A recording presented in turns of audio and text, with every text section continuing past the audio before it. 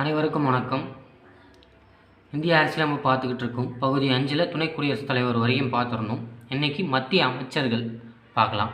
இது 74லேருந்து 78 வரைக்கும் மத்திய அமைச்சர்களை பற்றி பேசுது.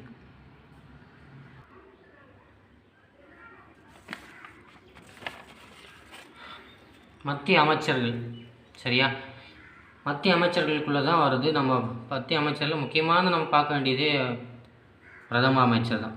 பிரதம அமைச்சர் தான் யார்? நிஜ நாயகனே அவர் தான். நாட்டின் தலைவர் நம்ம குடியரசுத் தலைவரை சொன்னாலும் உண்மையான தலைவர் யாருன்னு கேட்டிங்கன்னா நம்ம பிரதம அமைச்சர் தான். சரியா, 74லேருந்து 78 வரைக்கும் சொல்லுது இல்லையா. 74 ஒன்று என்ன சொல்லுது? குடியரசுத் தலைவருக்கு உதவி புரிய பிரதம அமைச்சர் தேவை அப்படின்னு சொல்கிறது தான் 74. குடியரசுத் தலைவருக்கு உதவுறதுக்கு அறிவுரை கொடுக்கறதுக்கு பிரதம அமைச்சரை கொண்ட தலைவராக ஒரு மத்திய அமைச்சரவை குழு இருக்கும் அப்படின்னு சொல்கிறது தான் 74. சரியா, பிரதம அமைச்சர் தான் எல்லாத்தையும் இன்ஸ்ட்ரக்ஷனையும் கொடுக்குறாரு.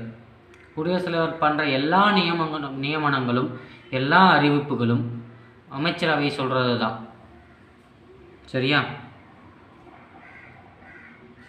ஆனால் மறுபரிசீலனைக்கு நம்ம திருப்பி அனுப்பலாம் அப்படின்னு நம்ம இப்போ அவரோட குடியரசுத் தலைவரோட அதிகாரத்தை பார்க்கும்போதே பார்த்துருக்கோம்.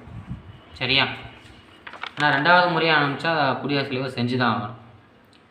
75 என்ன சொல்லுது? பிரதமரை குடியரசுத் தலைவர் நியமிக்கிறார். பிரதமரை குடியரசுத் தலைவர் நியமிக்கிறார்னு சொல்கிறது 75. ஓகேவா, 75லேயே பிரதமர் பரிந்துரைப்பவரை அமைச்சராக நியமனம் செய்பவர். சரியா, அதுவும் குடியரசுத் தலைவர் தான் செய்கிறார். 75 குடியரசுத் தலைவர் விரும்பும் வரை அமைச்சரவை பதவி நீடிக்கும். சரியா, 75 என்ன சொல்லுது? எக்ஸாக்டாக பி. குடியரசுத் தலைவர் விரும்பும் வரை தான் அமைச்சரவை இருக்கும். குடியரசுத் தலைவர் பிரதம அமைச்சர் 75 தான் பிரதம பரிந்துரையின் பேரில் அமைச்சரவை நியமனம் செய்யப்படுகிறது. 75 குடியரசுத் தலைவர் விரும்பும் வரை குடியரசுத் தலைவர் தான் நியமிக்கிறாரு. பெரும்பான்மை இல்லாத பொழுது அமைச்சரவை கலைக்கப்படுது இல்லையா, அந்த கலைக்கப்படும் பொழுது அமைச்சரவை பதவி நீட்டிக்கப்படும்ன்றது 75B விரும்பும் வரை. குடியரசுத் தலைவர் விரும்பும் வரைனா பெரும்பான்மை இருக்கும் வரைன்றது தான் 75B எக்ஸாக்டாக அந்த வேர்டு சொல்லுது. சரியா, 543 எம்எல்ஏல 272 எம்எல்ஏ மெஜாரிட்டி. சரியா, இந்த 272க்கு கம்மியாக இப்போ நம்ம கரண்ட்டை எடுத்துக்கலாம். 2024 பிரதமர் மோடி இருக்கார். ஓகேவா, சந்திரபாபு நாயுடும் பீகாரோட நிதிஷ்குமாரோடைய 12-17 எம்பி மொத்தம் 30 எம்பி கிட்டத்தட்ட துண்டு விழுது. 240 தான் பிஜேபி கிட்டே இருக்குது. சரியா, மீதி 32 சீட்ஸை கூட்டணி கட்சி தான் கொடுத்துட்ருக்காங்க.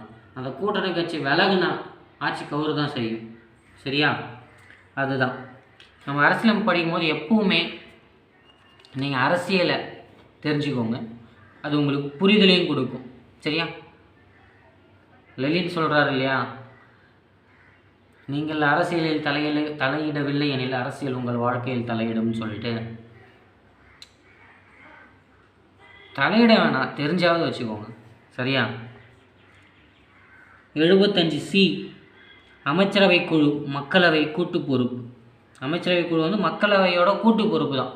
இப்போ சட்டமன்றம் எம்எல்ஏவோட கூட்டு பொறுப்பு நம்ம சட்டமன்றம் படிக்கும் போது. சரிங்களா, 78 அமைச்சரவையின் கடமைகள். சரியா, 76 எங்கே சார்னு கேட்காதீங்க. 76 நம்ம அட்டார்னி ஜெனரல் வருவார். அட்டார்னி ஜெனரல்னால் யார்? அவரை பற்றி நம்ம சட்டம் படிக்கும் போது போகலாம். ஓகேவா, கோர்ட்ஸ் பார்க்கும்போது அதை பார்த்துடலாம். 76 அட்டார்னி ஜெனரலை பற்றி படிப்போம். ஓகேவா, 78 அமைச்சரவையோடைய கடமைகள்னு கொஞ்சம் இருக்குது. என்னென்ன கடமை இருக்குது? பிரதம அமைச்சர் தான் அமைச்சரவை தலைவராக இருப்பார் அப்படின்றது. கேபினெட் கூட்டம் நடைபெறாத போது பிரதம அமைச்சரே தனது மூத்த சகாக்கள் 2 அல்லது 3 கலந்து ஆலோசித்து எல்லாத்தையும் செய்வார். பிரதம அமைச்சர் தான் நாட்டின் உண்மையான தலைவராகவும் முக்கிய செய்தி தொடர்பாளராகவும் இருக்கிறது அவர் தான். இதெல்லாம் தான் 78 சொல்லிடுறாங்க. அமைச்சரவை குழு. தேர்தலுக்கு பின்னர் பிரதம அமைச்சரின் ஆலோசனையின்படி குடியரசுத் தலைவர் அமைச்சரவையை நியமிக்கிறார். சரியா, 75B பார்த்தோம் இல்லையா. சில சமயங்களில் நாடாளுமன்ற உறுப்பினர்கள் இல்லாதவர் கூட அமைச்சராக நியமிக்கலாம். ஆனால் அவர் 6 மாதங்களுக்குள் நாடாளுமன்றத்தில் ஏதேனும் ஒரு அவைக்கு தேர்ந்தெடுக்கப்பட வேண்டும். ஓகேவா? நம்ம ராஜீவ்காந்தி அப்படி தான் வந்தார். சரியா? 75 இந்திரா காந்தி அம்மார் மறைந்தப்போ லண்டன்லேருந்து வந்து நேராக பிரதமர் ஆனார். அதுக்கப்புறம் 6 மாதத்தில் நின்று ஜெயிச்சார். சரியா? இது வழக்கமாக தமிழகத்திலே நடந்திருக்கு. நம்ம CN அண்ணாதுரை திராவிட முன்னேற்ற கழகத்தின் நிறுவனர், அவரே நாடாளுமன்ற உறுப்பினர் தான் இருந்தார் 1967 ஆட்சியை பிடிக்கும் போது. அங்கேருந்து வந்து தன்னுடைய பதவியை ராஜினாமா பண்ணிட்டு முதலமைச்சர் ஆகிட்டு அதுக்கப்புறம் 6 மாதத்துக்கு இடைத்தேர்தல் ஜெயிச்சு தான் முதலமைச்சர் MLAவே ஆனார். சரியா? இது சென்ட்ரலுக்கு மட்டும் இல்லை, ஸ்டேட்டுக்கும் பொருந்தும். ஓகேவா? ஒட்டுமொத்த மக்களவை உறுப்பினர்களில் 15% மட்டுமே அமைச்சராக இருக்க முடியும். பிரதம அமைச்சர் உட்பட இருத்தல் வேண்டும் என இந்திய அரசியலமைப்பு சட்டம் வரையறுக்குது. 91வது சட்ட திருத்தம் 2003. ஓகேவா? என்ன 91வது சட்ட திருத்தம் 2003 என்ன சொல்லுது? அமைச்சரவையில் பிரதமர் உட்பட 15% தான் இருக்கணும் அப்படின்னு சொல்லுது. சரியா?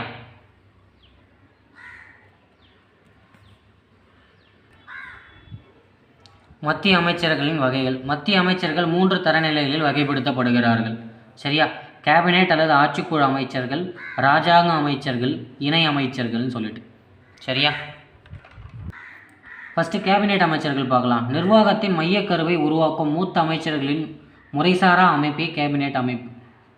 ஓகேவா? மையக்கருவே இந்த கேபினெட் அமைச்சர்கள் தான். இப்போ நம்ம 2024 ரீசெண்டாக 18வது மக்களவை தேர்தலுடைய முடிவின் பிறகு 30 கேபினெட் அமைச்சர்கள் வந்து இருக்காங்க. மோடியோடைய அமைச்சரவையில் 30 கேபினெட் மினிஸ்டர்ஸ் இருக்காங்க. மொத்தமாக 71 அமைச்சர்கள் பதவி ஏற்றுக்கிட்டாங்க. அதில் 30 பேர் கேபினெட் மினிஸ்டர்ஸ்ன்னு சொல்கிறாங்க. சரியா? கேபினெட் அரசாங்கத்தின் பாதுகாப்பு, நிதி, வெளியுறவு கொள்கை, உள்துறை ஆகியவற்றை முக்கிய முடிவுகளை எடுக்கிறது. குடியரசுத் தலைவர் அவசர நிலை பிரகடனம் செய்ய அமைச்சரவை பரிந்துரைக்கிறது. சரியா? அரசியலமைப்பு சட்டத்தின்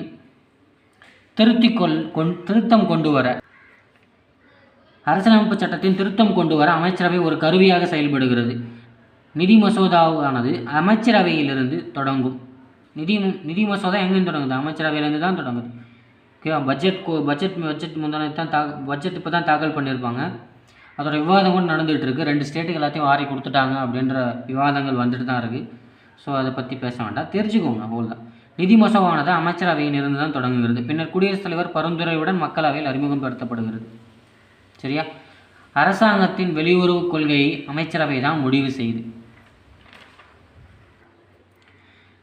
சர்வதேச உடன்படிக்கைகளுக்கும் ஒப்புதல் அளிக்கிறது. பல்வேறு நாடுகளுக்கான தூதர்களை நியமிப்பதில் அமைச்சரவை குழு பங்கேற்கிறது. தூதர்களை நியமிக்கிறது குடியரசுத் தலைவர் தான். ஆனால் அந்த நியமனத்தை முடிவு செஞ்சு குடியரசுத் தலைவருக்கு பரிந்துரைக்கிறது அமைச்சரவை குழு தான். சரியா? ராஜாங்க அமைச்சர்கள். அமைச்சரவை குழுவின் 2வது வகையினரே ராஜாங்க அமைச்சர்கள்னு சொல்கிறாங்க. அவர்கள் தங்களுக்கு ஒதுக்கப்பட்ட துறைகளின் பொறுப்பு அமைச்சராக செயல்படுகின்றனர். ஆனால் அழைப்பு விடுத்தால் மட்டுமே இவர்கள் அமைச்சரவை கூட்டத்தில் கலந்து கொள்ள முடியும். 71 மினிஸ்டர்ஸ் இருக்காங்க இந்த கவர்மெண்ட்டில். 2024 ஜூலையில் பதவி ஏற்றுக்கிட்ட அமைச்சர்களில் 71 அமைச்சர்கள். அதில் 30 அமைச்சர்கள் கேபினெட் மினிஸ்டர்ஸ். சரியா? இந்த 71 அமைச்சர்களுமே அவங்கவுங்களுக்குன்னு ஒரு துறை ஒதுக்கிட்டு இருப்பாங்க. அந்த துறைக்கு மட்டும் அவங்க பொறுப்பாக இருப்பாங்க.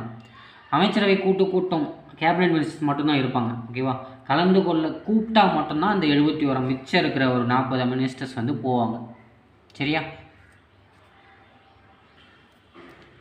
அடுத்து இணை அமைச்சர்கள். அமைச்சரவையில் 3வதாக இணை அமைச்சர்கள் இருக்காங்க. கேபினெட் அமைச்சர்கள் அல்லது ராஜாங்க அமைச்சர்களுக்கு ஒப்படைக்கப்பட்ட கடமைகளை செயலாற்றுவதில் இவர்கள் உதவி செய்யப்படுது. ஓகேவா? கேபினெட் மினிஸ்டர்ஸாக இருந்தாலும் சரி, ராஜாங்க அமைச்சராக இருந்தாலும் சரி, அவங்களுக்கு உதவி புரியறதுக்காக இருக்கிறவங்க தான் இணை அமைச்சர்கள்னு சொல்லிட்டு. நம்ம தமிழகத்தில் இருந்து ஒரு இணை அமைச்சர் இருக்கார், எல் முருகன் அப்படின்னு சொல்லிட்டு. முன்னாள் பாஜகவுடைய மாநில தலைவராக இருந்திருப்பார். இப்போ ரெண்டு தடவையாக அவர் இணை அமைச்சராக இருக்கார். சரியா? கேரளாவில் ரீசெண்டாக ஒரே ஒரு MP பாஜக கிடச்சிது. சுரேஷ் கோபி, நடிகர், நம்ம தமிழ் திரைப்படங்களும் நடிச்சிருக்கார். அவருக்கும் ஒரு இணையமைச்சர் பதவி கொடுத்துருக்காங்க.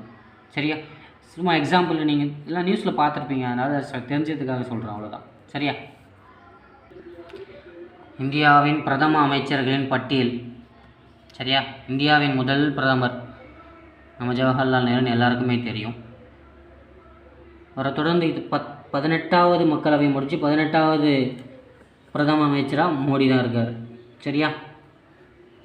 ஜவஹர்லால் நேரு, லால் பகதூர் சாஸ்திரி, திருமதி இந்திரா காந்தி, மொரார்ஜி தேசாய், சரண் சிங், திரும்பி இந்திரா, அடுத்து ராஜீவ், விபி சிங், சந்திரசேகர், நரசிம்மராவ், அடல் பிஹாரி வாஜ்பாய், தேவகவுடா, ஐக்கிய குஜரால், அடல் பிஹாரி வாஜ்பாய், மன்மோகன் சிங், நரேந்திர மோடி, நரேந்திர மோடி, நரேந்திர மோடி. சரியா? எல்லா பிரதமர் அமைச்சரை பற்றியும் கொஞ்சம் தெரிஞ்சுக்கலாம். சரிங்களா? இது தெரிஞ்சு வச்சுக்கிறது நல்லது தான். ரேராக கொஸ்டின்ஸ் வரலாம். குரூப் 2 குரூப் 1க்குலாம் வரலாம். குரூப் 1 இப்போது ஸ்டாண்டர்ட் கொஞ்சம் காம்படிஷன்லாம் ஹை லெவலில் தானே போய்கிட்டுருக்கு. குரூப் 4லேயும் கேட்கலாம். குரூப் 2 குரூப் 1ல் கண்டிப்பாக கேள்விகள் இருக்கும். சரிங்களா? நேரு 1952 பதவிக்கு வரார். ஓகேவா? நம்பிக்கையில்லா தீர்மானத்தை சந்தித்த முதல் பிரதம அமைச்சர் நேரு தான். அதிகமாக சந்தித்தவர் யாருன்னா நம்ம இந்திரா காந்தி அம்மையார். ஓகேவா? நவம்பர் 14 நம்ம குழந்தைகள் தினமாக கொண்டாடுறோம். சரியா? பாரத் ரத்னா 1955 பாரத் ரத்னா வந்து நேருக்கு கொடுக்கப்பட்டிருக்கு. பதவியில் இருக்கும்போது மறைந்த முதல் பிரதமர் இவர் தான். 5 ஆண்டு திட்டம் அறிமுகம் செய்தவர் நேரு தான். அணிசேரா கொள்கையை கொண்டு வந்தவர் இவர் தான். 1953 முதல் பிற்படுத்தப்பட்டோர் நல ஆணையம் கால்கா கலேஷ்கர் அவர் தான் தலைவராக போட்டு முதல்ல உருவாக்கியிருப்பாங்க. ஆசிய ஜோதி, நவபாரத சிற்பி, மனிதருள் மாணிக்கம், மனிதகுல மாணிக்கம், வெளிநாட்டு கொள்கையின் சிற்பி எல்லாமே நம்ம பிரதமர் நேருவை சொல்லுவாங்க. ஆசிய ஜோதின்னு சொல்லுவாங்க, நவபாரத சிற்பி, மனிதருள் மாணிக்கம், வெளிநாட்டு கொள்கையின் சிற்பி. ஓகேவா? இதெல்லாமே நம்ம நேரு ஐயாவை பற்றி சொல்கிறது தான். இரண்டாவதாக சொல்லணும்னா லால் பகதூர் சாஸ்திரி 1964 1966 2 வருஷம் பிரதமராக இருந்திருப்பார். ஓகேவா? 1965 இந்தியா பாகிஸ்தான் போர் நடந்துட்டு அது கையெழுத்து போட்டதும் லால் பகதூர் சாஸ்திரி தான். காந்தி ஜெயந்தி அன்று பிறந்தவர் தான் வந்து லால் பகதூர் சாஸ்திரி. சரியா? காந்தி ஜெயந்தி அன்று பிறந்த பிரதமர் யாருன்னு கேட்கலாம். சரியா? அமைதியின் மனிதர் லால் பகதூர் சாஸ்திரி நம்ம என்னன்னு சொல்கிறோம்? அமைதியின் மனிதர்னு சொல்கிறோம். ஜெய் சவான் ஜெய் கிசான் இந்த சொன்னது யார்? ஜெய் சவான்னா நான் படை வீரர்கள், ஜெய் கிசான்னா விவசாயிகள்னு சொல்கிறாங்க. ஜெய் சவான் ஜெய் கிசான். ஓகேவா? ஜெய் விஞ்ஞான் இதோட ஒன்று சேர்த்து சொன்னவர் அடல் பிஹாரி வாஜ்பாய். சரியா? கன்ஃபியூஸ் ஆகாதீங்க. ஜெய் சவான் ஜெய் கிசான்னா அது லால் பகதூர். ஜெய் சவான் ஜெய் கிசான் ஜெய் விஞ்ஞான் அப்படின்னு சொன்னது யார்? அடல் பிஹாரி வாஜ்பாய். சரியா?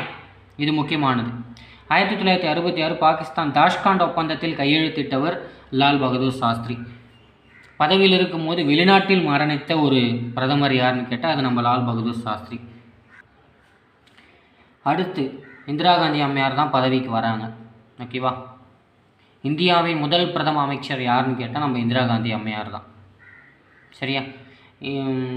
இந்தியாவின் இரும்பு பெண்மணி அந்த வார்த்தைக்கு ரொம்ப ரொம்ப ரொம்ப ஆப்டான ஒரு பர்சன் தான் இவங்க. ஓகேவா? 1966 77 வரைக்கும், 80 84 வரைக்கும் கிட்டத்தட்ட ஒரு 15 வருஷம் பதவியில் இருந்திருப்பாங்க. சரியா? முதல் பெண் பிரதமர். தேர்தலில் தோல்வி அடைந்த முதல் பிரதமர் வந்து நம்ம இந்திரா காந்தி அம்மையார் தான். சரியா? எமர்ஜென்சியோடைய அந்த தாக்கத்தின் காரணமாகத்தான் வந்து தோல்வியை தழுவினாங்க. சரியா? இந்தியா பாகிஸ்தான் ரெண்டுத்தையும் பிரித்து 1972 பங்களாதேஷை தனியாக அறிவித்தது இவங்க தான். 1973 சிம்லா ஒப்பந்தத்தில் கையெழுத்திட்ட பிரதமர் இவங்க தான். 20 அம்ச திட்டத்தை கொண்டு வந்ததும் இந்திரா காந்தி அம்மையார் தான். இந்திரா காந்தி அம்மையாருடைய பிறந்தநாள் நவம்பர் 19 தேசிய ஒருமைப்பாடு தினமாக நம்ம கொண்டாடிக்கிட்டு இருக்கோம். சரியா? இந்திரா காந்தி அம்மையார் வந்து இந்த மத வேறுபாடு அந்த எதுவுமே பார்க்காத ஒரு பிரதமர் வந்து இந்திரா காந்தி அம்மையார்ன்றது ரொம்ப தெளிவாக நம்ம சொல்லலாம். எப்படின்னு கேட்டிங்கன்னா அந்த வேறுபாடை இந்திரா காந்தி அம்மையார் பார்த்துருந்தாங்கன்னா 1984 அவர் சுட்டுக் கொல்லப்பட்டிருக்க மாட்டார். சரியா?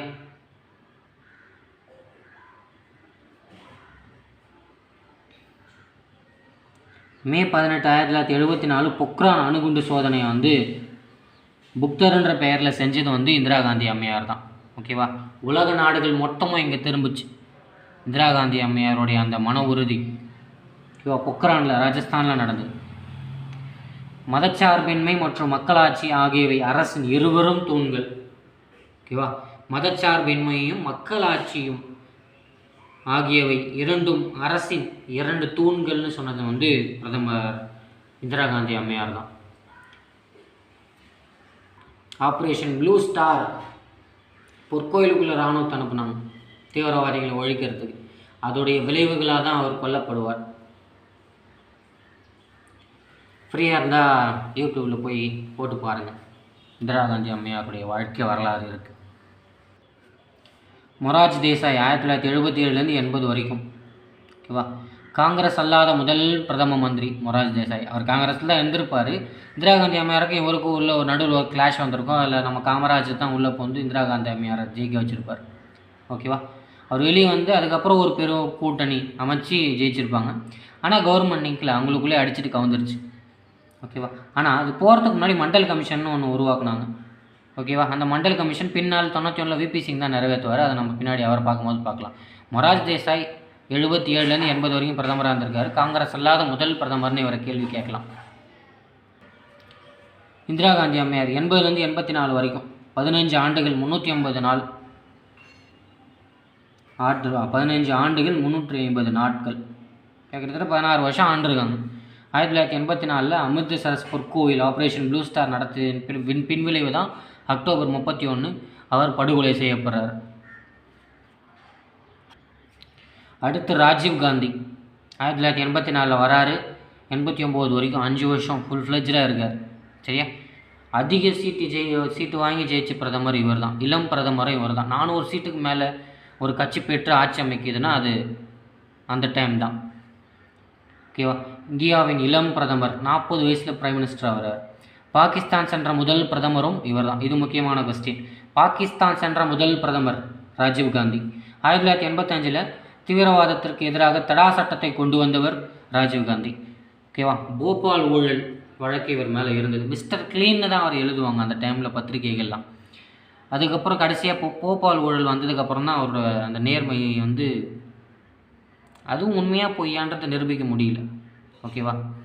ராஜீவ்காந்தி அவர் பிரதம மந்திரியாக இருக்கும்போது ஒரு ப்ரெஸ் மீட்டில் சொல்லுவார், 100 ரூபா ஒரு திட்டத்தை ஒதுக்குன்னா அதுக்கான கிடைமட்டத்துக்கு போய் சேர்றது 1 ரூபா தான் அப்படின்னு அவரே பிரதம அமைச்சராக இருக்கும்போது சொல்கிறாரு. ஏன்னா அந்த அளவுக்கு ஊழல் மலிந்திருக்குன்றத அவர் சொல்லாமல் சொல்கிறார். ஓகேவா. அப்படி ஒரு நேர்மையான மனிதராக இருந்தவர் தான் ராஜீவ்காந்தின்ற ஒரு பேர் இருக்குது. சரியா. 1991 மே 21 அவரும் படுகொலை செய்யப்படுறார். அதுக்கு பின்னாடி பல்வேறு காரணங்கள் இருக்கிறது. அது நம்ம தெரிஞ்சுக்கலாம். டைம் இருந்தால் தேடி பாருங்கள். 1987 பூஜ்ய வரவு செலவு திட்டம் கொண்டு வந்ததும் நம்ம ராஜீவ்காந்தி தான். சரியா. காங்கிரஸ் எல்லாம் ஒரு குடும்ப கட்சின்னு யார் வேணாலும் சொல்லலாம். ஆனால் அதை நம்ம குடும்ப கட்சியாக பார்க்க முடியாது. சரியா. அந்த குடும்பம் இந்த நாட்டுக்காக கொடுத்துருக்கிற வேலை அதிகம். சரி. அடுத்து விபி சிங் 1989 பிரதமர் ஆகிறாரு. 90 வரைக்கும் இருக்கார். 1 வருஷம் இருக்கார். நம்பிக்கையில்லா தீர்மானத்தின் மூலம் பதவி விலகிய முதல் பிரதமர் யாருன்னா விபி சிங் தான். சரியா. நம்பிக்கையில்லா தீர்மானம் வரப்போது நம்ம தோல்வி அடைவோம் தெரிஞ்சிருச்சு அவருக்கு. அதனால தான் பிற்படுத்தப்பட்டோர் 27% இடஒதுக்கீடு மண்டல் கமிஷன் யார் மொரார்ஜி தேசாய் போட்ட மண்டல் கமிஷனை நிறைவேற்றுறார். சரியா. மண்டல் வழக்கு இந்திரா சஹானா வழக்குன்னு ஒன்று இருக்குது. ஓகேவா. 1992 இந்த வழக்கு பற்றி படித்து வச்சுக்கோங்க. நம்ம யூனிட் 9 அதை கொஞ்சம் விரிவாக பார்க்கலாம். சரியா. மண்டல் கமிஷன் நிறைவேற்றுறாரு. சரி. அதனால்தான் இவர் இடஒதுக்கீட்டின் தந்தைன்னு சொல்லிட்டு விபி சிங்கை நம்ம சொல்கிறோம். அடுத்து பிவி நரசிம்மராவ் 1991 பதவிக்கு 96 வரைக்கும் இருக்கார். ஓகேவா. எல்பிஜியை கொண்டு வந்தது இவர் தான். எல்பிஜினா எல்பிஜி சிலிண்டர் சார்லாம் கேட்கக்கூடாது. எல்பிஜினா லிபரலைசேஷன், ப்ரைவேட்டைசேஷன், குளோபலைசேஷன் சொல்கிறாங்க. அதாவது என்ன சிம்பிளாக உலகமயமாக்கல். சரியா. உலகமயமாக்கல் கான்செப்டை கொண்டு வந்தது பிவி நரசிம்மராவ் கவர்மெண்ட் தான். அப்போது அந்த டைமில் நிதியமைச்சராக இருந்தவர் யாருன்னு கேட்டிங்கன்னா டாக்டர் மன்மோகன் சிங். பின்னால் 10 வருஷம் இந்திய பிரதமராக இருந்தவர். ரிசர்வ் வங்கியின் ஆளுநராக இருந்தவர். ரூபாய் நோட்டில் கையெழுத்திட்ட முதல் பிரதமர்ன்ற ஒரு கேள்வி கூட ஒரு குரூப் 2 கொஸ்டினில் கேட்டிருக்காங்க ப்ரீவியஸ் இயரில். சரியா? மண்டல் கமிஷன் இடஒதுக்கீட்டின்படி நியமன ஆணையை வழங்கிய பிரதமர் யாருன்னு கேட்டால் அவர் நரசிம்ம ராவ் தான். ஓகேவா? அந்த டைமில் மண்டல் கமிஷன் இடஒதுக்கீட்டின் நியமன ஆணையை வழங்கியவர்னு கேட்டவுடனே எல்லாருக்கும் மைண்ட் எங்கே போவோம்? விபி சிங் கிட்ட தான் போவோம். ஆனால் நியமன ஆணையை சைன் பண்ணி சட்டமாக்கிட்டு போயிட்டாரே தவிர நியமன ஆணையை வழங்குறது அடுத்த பிரதமர் தான், நரசிம்ம ராவ் தான். சரியா? அந்த டைமில் இது கொஞ்சம் டஃப்பான கொஸ்டினாக பார்க்கப்பட்டது. குரூப் 2 கொஸ்டின் தான் இதுவும். நம்ம எல்லாருமே படிக்கிறோம், அது ரொம்ப கிளாரிட்டியோடு படிக்கிறவங்க தான் அதில் சீக்கிரமாக முன்னாடி நகர்றாங்க. சரியா? தென்னிந்தியாவிலிருந்து வந்த முதல் பிரதமர் வந்து நரசிம்ம ராவ் தான். சரியா? பஞ்சாயத்து ராஜை கொண்டு வந்தவரும் நம்ம நரசிம்ம ராவ் தான். 92 தானே, 75 76 சட்ட திருத்தங்கள். ஓகேவா? ராஜீவ்காந்தியோட கனவாக இருந்தது. விபி சிங் முயன்று நரசிம்ம ராவ் தான் அதை நிலைநிறுத்தி கொண்டு வந்தார். அடுத்து அடல் பிஹாரி வாஜ்பாய் 1998 2004 வரைக்கும். ஓகேவா? 2 முறை ஆட்சி கவுந்திருக்கு. 2001 2004 தான் ஒரு ஃபுல்லாக காங்கிரஸ் அல்லாத 5 ஆண்டுகளை முழுமையாக ஆண்டவர்ன்ற பேர் இவருக்கு உண்டு. 3 முறை தேர்தல் சந்தித்து பிரதமர் ஆன நபர் இவர் தான். ஓகேவா? ஜெய் சவான் ஜெய் கிசான் யார் சொன்னது? முன்னாடி பார்த்தோம். யார்? லால் பகதூர் சாஸ்திரி. அதோடு சேர்த்து ஜெய் விஞ்ஞான்னு சொன்னது யார்? அடல் பிஹாரி வாஜ்பாய். 1998 மே 11 சக்தி என்னும் பெயரில் பொக்ரானில் 2வது அணு ஆயுத சோதனையை நடத்தினார்.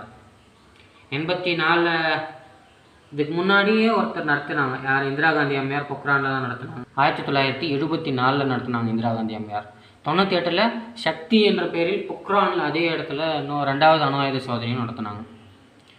சக்தின்ற பேர் ஃபஸ்ட்டு 74 பண்ணது புக்தர்ன்ற பேரில். சரியா? 1999 கார்கில் போர், ஆப்ரேஷன் விஜய். ஓகேவா? ஆப்ரேஷன் விஜய் கார்கில் போர். கார்கில் போரின் நாயகன் அப்படின்னு நம்ம வாஜ்பாய்க்கு ஒரு பேரே கூட இருக்குது. சரியா? ஐநாவில் உரை நிகழ்த்தியவர் நம்ம பிரதமர் யார்? ஐநாவில் உரை நிகழ்த்தவர் அடல் பிஹாரி வாஜ்பாய். எந்த மொழியில்? இந்தி மொழியில். இதுவும் ஒரு previous year question. Bharat Ratna 2015 தான் கொடுத்தாங்க. இவர் பிறந்த நாள் டிசம்பர் 25 நல்லாட்சி தினமாக நம்ம கொண்டாடிக்கிட்டு இருக்கோம். சரியா?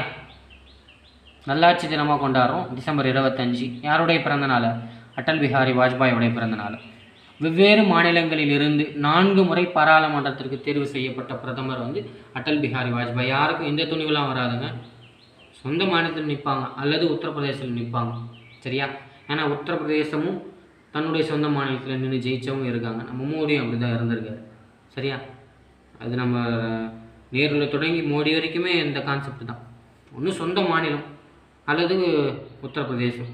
உத்தரப்பிரதேசம் தான் நேரு காங்கிரஸ்லேருந்து நிறைய பேர். சரியா? தென்னிந்தியாவிலேருந்து வந்தவர் நம்ம நரசிம்ம ராவ். ஓகேவா? வெவ்வேறு மாநிலங்களிலிருந்து 4 முறை பாராளுமன்ற தேர்வு செய்யப்பட்டது. இது ஒரு முக்கியமான கொஸ்டின்.